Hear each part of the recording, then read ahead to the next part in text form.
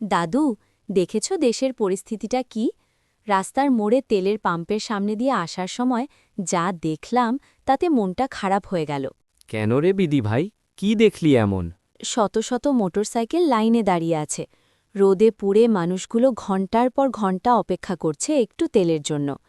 বিশেষ করে যারা রাইড শেয়ার করে খায়, তাদের মুখগুলো দেখলেই বোঝা যায় তারা কতটা অসহায়। তেল না পেলে আজ তাদের চুলায় হাঁড়ি চড়বে না, অথচ পাম্পের লোক বলছে তেল নেই। এটা তো নতুন কিছু না দিদি ভাই।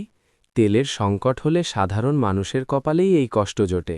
আরে দাদু, আসল ঘটনা তো বলিইনি। সাধারণ মানুষ যখন তেল নেই শুনে লাইনে হাহাকার করছে, ঠিক তখন দেখলাম এলাকার এক পাতি নেতা বিশাল সাঙ্গপাঙ্গ নিয়ে বাইক হাঁকিয়ে ঢুকল। কোনো লাইন নেই, কোনো অপেক্ষা নেই। পাম্পের লোকগুলো হড়হড় করে তার বাইকের ট্যাঙ্কি ফুল করে দিল। সাধারণ পাবলিক শুধু ফ্যাল করে তাকিয়ে দেখল। কারোর টু শব্দ করার সাহস নেই। একেই বলে জোর যার মুল্লুক তার। যে লোকটা সারাদিন বাইক চালিয়ে দিন আনে দিন খায়, তার শ্রমের মূল্যের চেয়ে ওই পাতি নেতার ক্ষমতার দাম আজ বেশি হয়ে গেছে। অথচ নিয়ম হওয়া উচিত ছিল সবার জন্য সমান। আমার খুব রাগ হচ্ছে দাদু।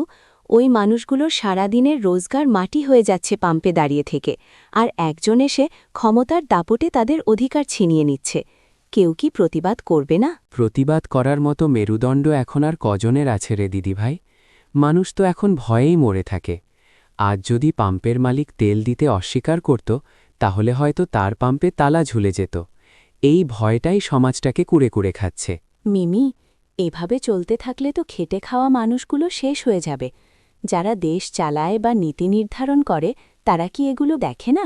তারা হয়তো পরিসংখ্যা দেখে, কিন্তু মানুষের দীর্ঘশ্বাস শোনে না। মনে রাখিস দিদিভাই, যখন ন্যায় বিচারের চেয়ে তোষামত বড় হয়ে দাঁড়ায়, তখন সাধারণ মানুষের জীবন এমনই দুর্বিষহ হয়ে ওঠে। আমি এটা নিয়ে আমার ভিডিও চ্যানেলে কথা বলবো দাদু। অন্তত মানুষকে তো জানানো দরকার যে এই বৈষম্যটা ঠিক নয়। নিয়ম সবার জন্য এক হওয়া উচিত।